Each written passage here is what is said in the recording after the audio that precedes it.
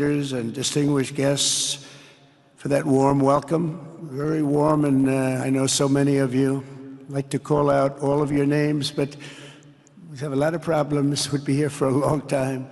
We don't want that, so don't be upset. With this historic state visit, we celebrate more than 80 years of close partnership between the United States and the Kingdom of Saudi Arabia. Ever since President Franklin Roosevelt met with King Salomon's father, King Abdul Aziz, aboard the USS Quincy in 1945, the U.S.-Saudi relationship has been a bedrock of security and prosperity. Today we reaffirm this important bond, and we take the next steps to make our relationship closer, stronger, and more powerful than ever before. It is more powerful than ever before.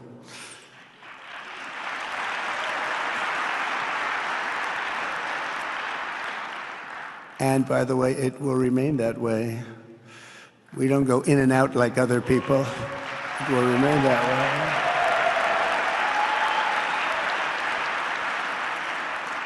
I've come this afternoon to talk about the bright future of the Middle East, but first let me begin by sharing the abundance of good news from a place called America.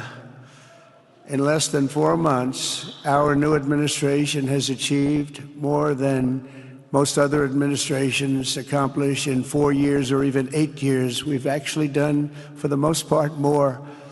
The day I took office, we inherited, thank you. Thank you. The day I took office, we inherited a colossal invasion on our southern border, an invasion like you'd never want to see here. Nobody should ever want to see it. But within weeks, we slashed illegal border crossings to an all-time low, down 99.999%. That's good, even for this great gentleman standing right in front of me. That's a good number. We had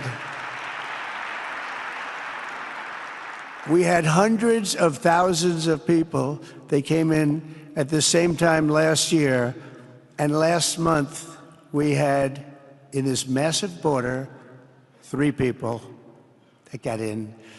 That's quite a difference, and we have no choice but to get a lot of the people that came in, because they were not the best people. They were, in many cases, very bad people. We're getting them out. We're getting them out very fast. We're bringing them back to where they came from. We have no choice. After years of military recruiting shortfalls, enlistments in the U.S. Armed Forces are now the highest in 30 years because there is such an incredible spirit in the United States of America. We have tremendous spirit again. Just about a year ago, it was a big story, front page on every paper all over the world, that nobody wanted to enlist in our military, meaning we were way under enlisted. And just last week it came out that we had the strongest enlistment. They say 30 years, but probably it's maybe ever. They don't go back that far. It's the best, and that includes police officers, firemen, everything else. There's a great spirit in the United States right now. A brand new poll from Rasmussen just showed that the number of Americans who believe the nation is on the right track, they have a right track, wrong track, is now the highest in over 20 years. And it hasn't been anything like this because for many years it was the wrong track. And I can tell you for the last 4 years it was definitely the wrong track, but it's the highest it's been in many, many years. We renamed the Gulf of Mexico into the Gulf of America. That was very popular, other than perhaps with Mexico. And most importantly for the people in this room, the days of economic misery under the last administration are rapidly giving way to the greatest economy in the history of the world. We are rocking. The United States is the hottest country, with the exception of your country, I have to say, right? I'm not going to take that on. No, Mohammed, I'm not going to take that on. Wouldn't that be a terrible thing if I made that full statement? But I will not do it. You're hotter. At least as long as I'm up here. With the United Kingdom, and over the weekend we reached a breakthrough agreement with China. both outstanding deals. China's agreed. We have to get it down. We have to get the little details down. And Scott, you're going to work on that very hard, but China's agreed to open up to the United States for trade and everything else. But they have to do it, so we'll see what happens. But we had a very, very good meeting with both of those countries. We are cutting 10 old regulations for every new regulation. We're getting rid of all of the red tape that is so many, frankly, countries, as they get older, they develop a lot of red tape, and we're getting rid of it. We're getting rid of it at record levels.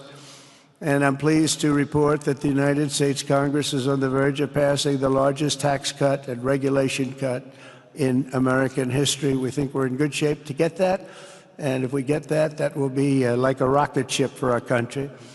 In the first quarter of the year, the investment in America was up an astounding 22%. More than $10 trillion of new investments have been announced or are coming just since the election on November 5th.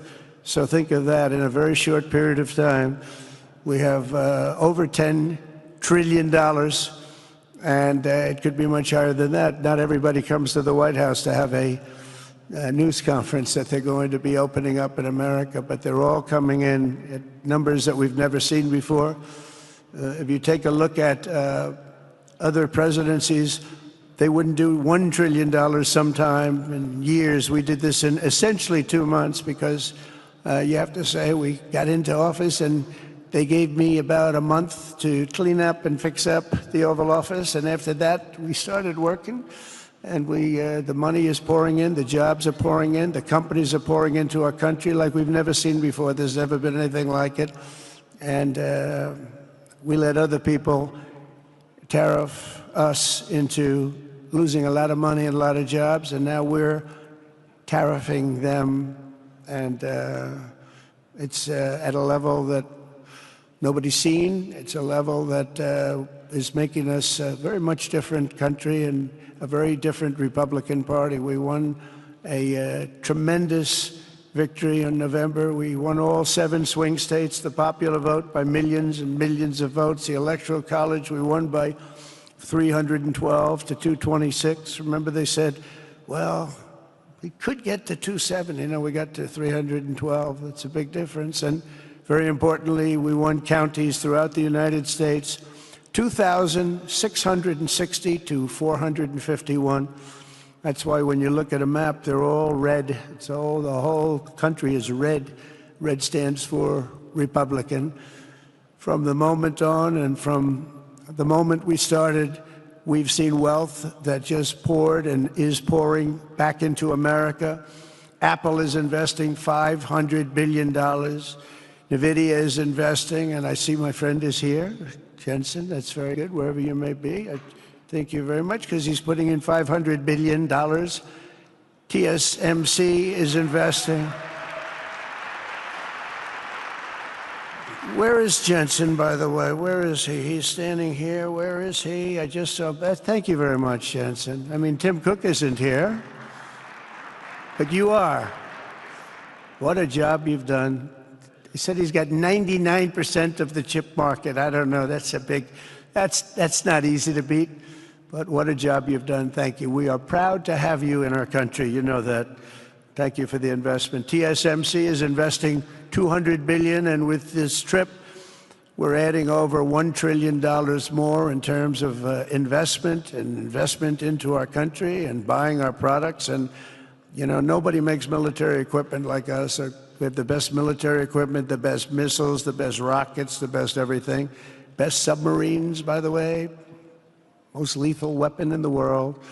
In addition to purchases of $142 billion of American-made military equipment by our great Saudi partners, the largest ever.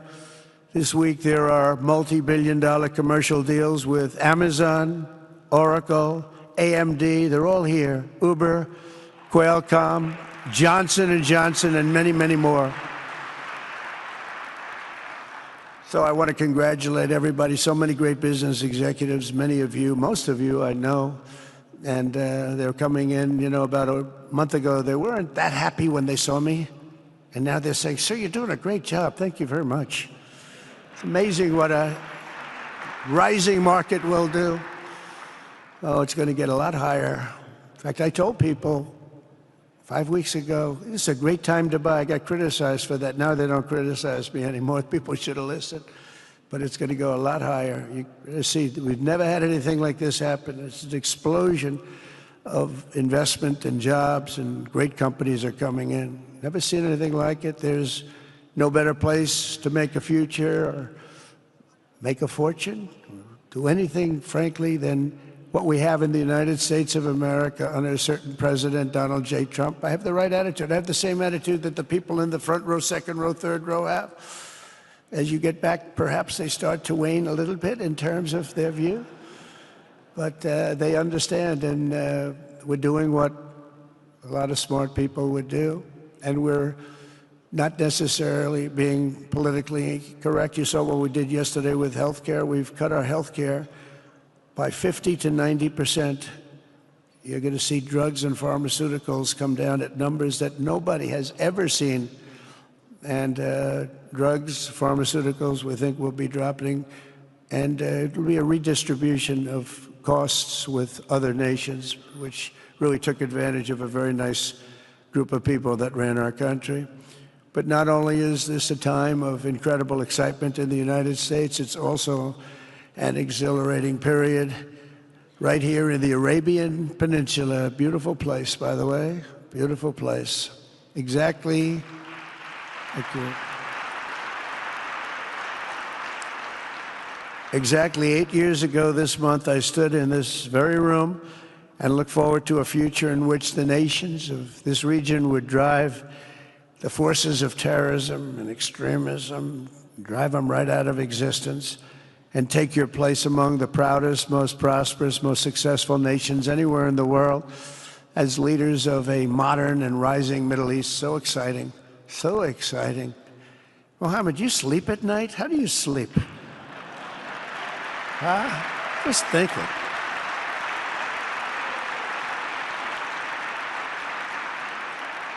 What a job. He tosses and turns like some of us. Tosses and turns all night. How do I make it even better all night? It's the ones that don't toss and turn. They're the ones that will never take you to the promised land, won't they? But you have done some job. True. But critics doubted that it was possible what you've done. But over the past 8 years, Saudi Arabia has proved the critics totally wrong. The transformation that has occurred even by these incredible business leaders. I mean, you had the biggest leaders in business anywhere in the world standing right before us. But the transformation that has occurred under the leadership of King Salman and Crown Prince Mohammed has been truly extraordinary. Such a thing has, I don't think, ever happened before. I've never seen anything at that scale happen before. And I guess, maybe you could say the United States is doing pretty well too, but I don't think too many people have seen that happen before. Majestic skyscrapers, the towers that I see, the difference between now and 8 years ago. And 8 years ago was very impressive, but the towers that I see rising, some of the exhibits that I was shown by Mohammed, what I've seen there is just an amazing, it's an amazing process, amazing genius of so many people, architecture, but I have a feeling I know where many of those ideas came from. Happens to be sitting right in this room right before me, but the towers and all of the different, I've seen a lot of different towers. I didn't think there's any version of a tower that I haven't seen in one form or another. Well, I just passed 4 exhibits. I have never seen anything like any of them. So it's going to be very exciting. And they sit among the ancient wonders of a growing and exciting city. It's really amazing. Riyadh is becoming not just a seat of government, but a major business, cultural, and high-tech capital of the entire world. The World Cup is here. Johnny, just stand up, Johnny. Johnny, thank you, Johnny.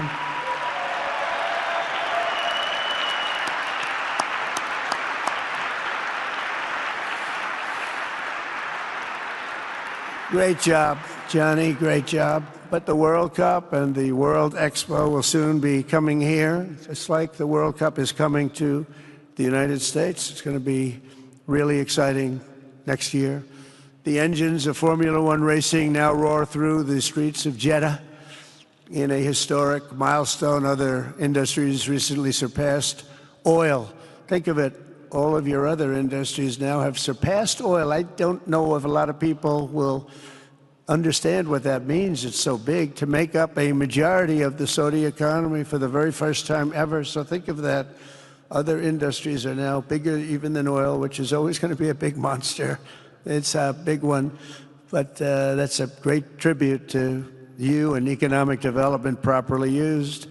In other cities throughout the peninsula, places like Dubai and Abu Dhabi, Doha, Muscat, the transformations have been unbelievably remarkable.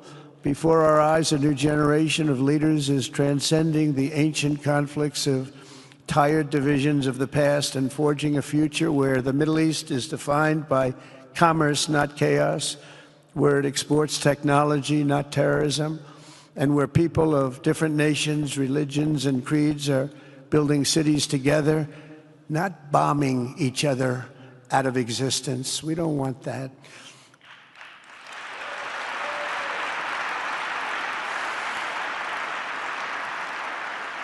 And it's crucial for the wider world to note this great transformation has not come from Western interventionists or flying people in beautiful planes giving you lectures on how to live and how to govern your own affairs. No, the gleaming marvels of Riyadh and Abu Dhabi were not created by the so-called nation builders, neocons, or liberal nonprofits like those who spent trillions and trillions of dollars failing to develop Kabul, Baghdad, so many other cities. Instead, the birth of a modern Middle East has been brought by the people of the region themselves, the people that are right here, the people that have lived here all their lives, developing your own sovereign countries, pursuing your own unique visions and charting your own destinies in your own way. It's really incredible what you've done. In the end, the so-called nation builders wrecked far more nations than they built, and the interventionists were intervening in complex societies that they did not even understand themselves. They told you how to do it, but they had no idea how to do it themselves.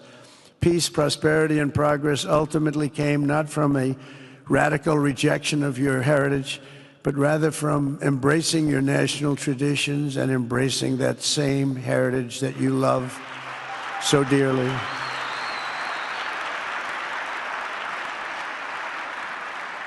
And it's something only you could do. You achieved a modern miracle, the Arabian way. That's a good way.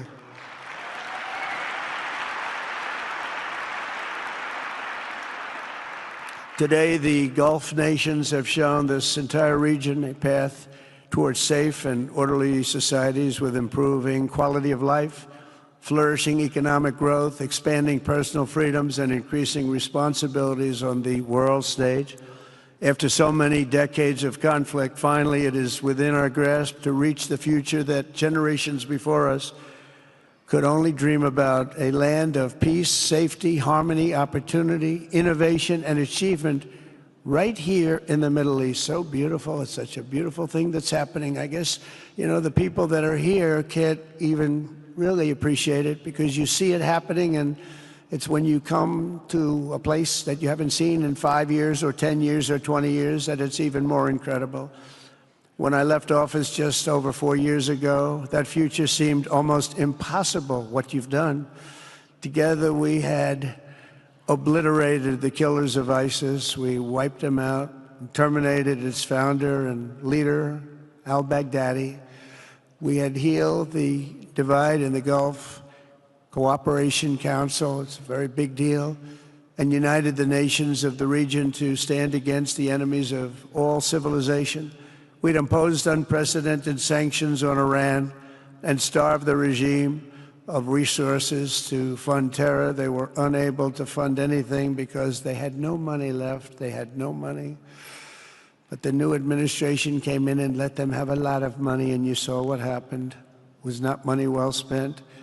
And with the historic Abraham Accords that we're so proud of, all the momentum was aimed at peace, and it aimed very successfully. It's been an amazing thing, the Abraham Accords, and it's my fervent hope, wish, and even my dream that Saudi Arabia, a place I have such respect for, especially over the last fairly short period of time, what you've been able to do, but we'll soon be joining the Abraham Accords. I think it'll be a tremendous tribute to your country, and it will be something that's really going to be very important for the future of the Middle East.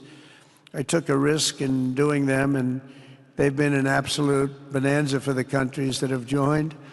The Biden administration did nothing for 4 years. We would have had it filled out. But it will be a special day in the Middle East with the whole world watching when Saudi Arabia joins us, and you'll be greatly honoring me, and you'll be greatly honoring all of those people that have fought so hard for the Middle East, and I really think it's going to be something special, but you'll do it in your own time, and that's what I want, and that's what you want, and that's the way it's going to be. When I left office, the only thing still standing between this region and its unbelievable potential was a small group of rogue actors and violent thugs seeking constantly to drag the Middle East backward and into havoc, mayhem, and indeed into war. Unfortunately, instead of confronting these destructive forces, the last U.S. administration chose to enrich them and empower them and give them billions and billions of dollars. The Biden administration, the worst administration in the history of our country, by the way, spurned our most trusted and long-standing Gulf partners, and I can say partners worldwide, one of our great, great partners, no matter who we look to, and we have great partners in the world, but we have none stronger and nobody like the gentleman that's right before me. He's your greatest representative, greatest representative.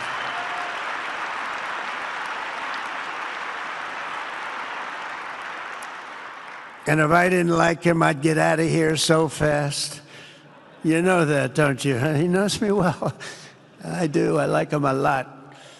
I like him too much. That's why we give so much, you know? Too much. I like you too much. Great guy. They lifted sanctions on Iran in exchange for getting nothing, and sent the regime tens of billions of dollars to fund terror and death all over the world. And they laughed at him. They laughed at our leader. And they're still laughing at our leader. They thought him a fool. And they made nothing but trouble ever since, including the funding of October 7th, one of the worst days ever in the history of the Middle East. Horrible day. Biden removed the Houthis from the list of foreign terrorist organizations, even while missiles and drones were being launched right here at your beautiful city of Riyadh, and launched at ships if they happened to be sailing in the wrong location. The Biden administration's extreme weakness and gross incompetence derailed progress toward peace, destabilized the region, and put at risk everything we had worked so hard to build together. And when you think of the great achievements that you've made, to do it in light of a pretty hostile administration, an administration that was not a believer, it makes your achievements even greater. Makes them even greater, you know that. But in a few short months since taking office, we have achieved the swift return of American strength at home and abroad, now working with the vast majority of people in this region who seek stability and calm. Our task is to unify against the few agents of chaos and terror that are left and that are holding hostage the dreams of millions and millions of great people. The biggest and most destructive of these forces is the regime in Iran, which has caused unthinkable suffering in Syria, Lebanon, Gaza, Iraq, Yemen, and beyond. There could be no sharper contrast with the path you have pursued on the Arabian Peninsula than the disaster unfolding right across in the Gulf of Iran. Think of that. They wanted to name it that. I said, they're not going to let them do that. Do you mind if I stop that? I stopped it. We're not going to let that happen.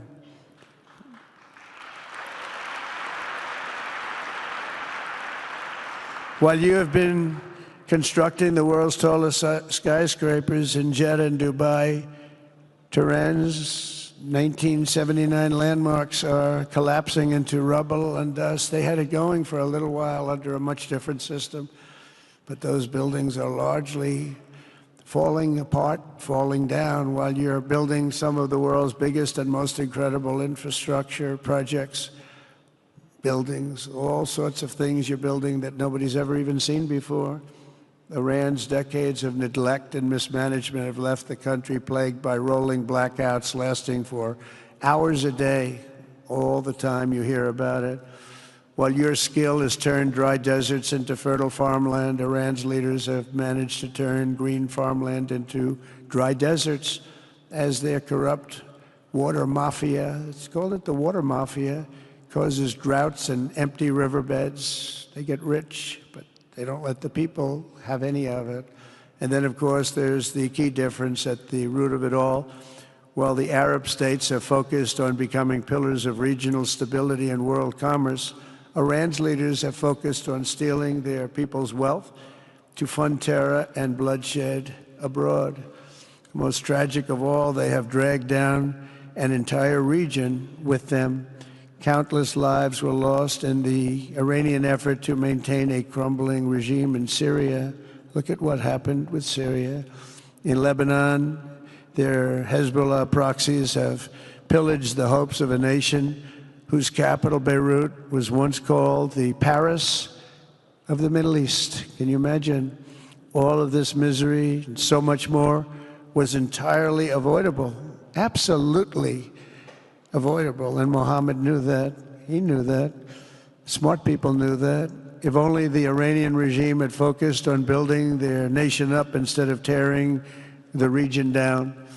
Yet I'm here today not merely to condemn the past chaos of Iran's leaders, but to offer them a new path and a much better path toward a far better and more hopeful future. As I've shown repeatedly, I am willing to end past conflicts and forge new partnerships for a better and more stable world, even if our differences may be very profound, which obviously they are in the case of Iran. I have never believed in having permanent enemies. I am different than a lot of people think. I don't like permanent enemies, but sometimes you need enemies to do the job, and you have to do it right. Enemies get you motivated. In fact, some of the closest friends of the United States of America are nations we fought wars against in generations past, and now they're our friends and our allies.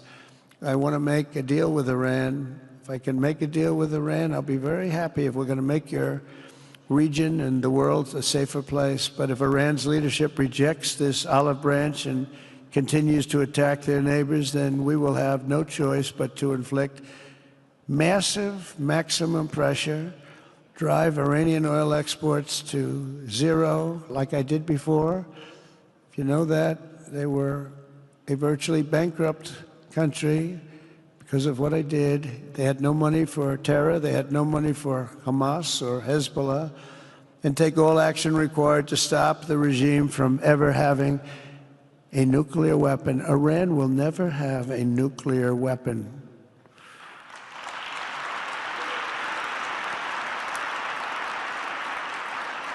But with that said, Iran can have a much brighter future, but will never allow America and its allies to be threatened with terrorism or nuclear attack.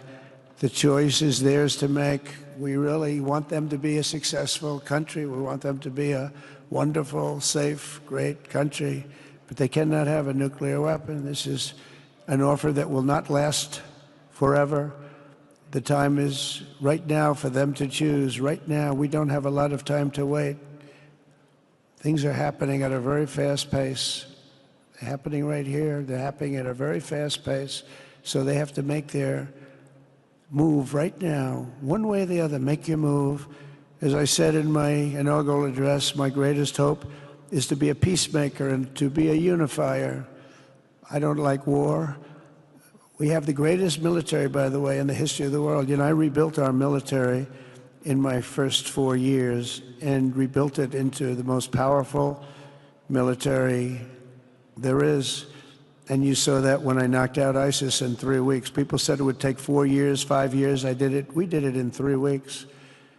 Just days ago, my administration successfully brokered a historic ceasefire to stop the escalating violence between India and Pakistan. And I used trade to a large extent to do it. I said, fellas, come on, let's make a deal. Let's do some trading. Let's not trade nuclear missiles. Let's trade the things that you make so beautifully. And they both have very powerful leaders, very strong leaders, good leaders, smart leaders. And it all stopped. Hopefully it'll remain that way, but it all stopped. I was very proud of Marco Rubio and all of the people that worked so hard. Marco, stand up. What a great job you did on that. Thank you, J.D. Vance, Marco.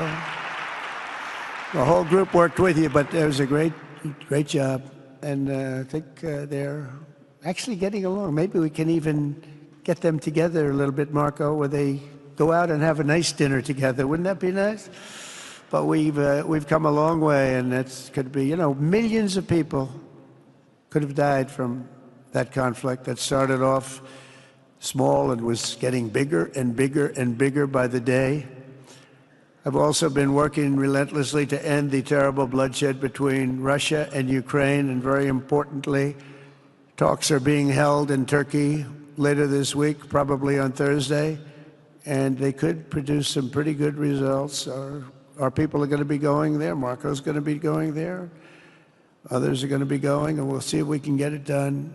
5,000 people, young people for the most part, soldiers from Ukraine, soldiers from Russia. They're not from here and they're not from the United States, but they're souls. They're souls. I think usually, mostly, they're young, beautiful souls that left their parents waving goodbye, left their brothers and sisters. Goodbye, I'll see you soon. And they got blown to pieces. 5,000 on average a week are dying. And people are dying elsewhere in the region, but tremendous numbers like we haven't seen since World War II are dying, and I want to stop it. I want to stop it. It's a horrible war. Would have never happened if I were president. That's a war that would have never happened. October 7th would have never happened if I were president, because Iran had no money to pay Hamas or anybody else. They had no money. They were not looking to take care of them. They had to take care of themselves. They had no money. We stopped their oil effectively with the embargoes and sanctions. But let me take this opportunity to thank the Kingdom of Saudi Arabia for the constructive role that you've played in facilitating the Ukraine talks. And it really is, you've been amazing. You've made everything available to us. Thank you very much. Thank you. And if we get that settled, we'll pay a special tribute to what you've done. You really did lay a great groundwork. Thank you very much. Appreciate it. The West should not be dragging itself backward into another endless war in Europe, yet another endless war. We should stop the killing and work together to address the biggest long-term threats as one unbeatable team. Think of us as an unbeatable team. I mean, when you look at what you've done here, that's much more difficult than stopping stupidity. Think of it. It's stupidity. What you've done is much more difficult, and you did it better than anybody else has ever done it. As President of the United States, my preference will always be for peace and partnership whenever those outcomes can be achieved. Always. It's always going to be that way. Only a fool would think otherwise. In recent years, far too many American presidents have been afflicted with the notion that it's our job to look into the souls of foreign leaders and use U.S. policy to dispense justice for their sins. They loved using our very powerful military, and now it's really the most powerful it's ever been. We just are getting a budget approved, $1 trillion, highest budget we've ever had in history for military, $1 trillion. And we're getting the greatest missiles, the greatest weapons. And, I hate I hate to do it, but you have to do it because we believe in peace through strength. You have to have the strength, otherwise bad things could happen. But hopefully we'll never have to use any of those weapons. Seems to be an awfully big waste of money if you're never going to use them, but hopefully we'll never have to use them because the destructive power of some of those weapons are like nobody's seen before. I believe it is God's job to sit in judgment, my job to defend America, and to promote the fundamental interest of stability, prosperity, and peace. That's what I really want to do. I will never hesitate to wield American power if it's necessary to defend the United States or to help defend our allies.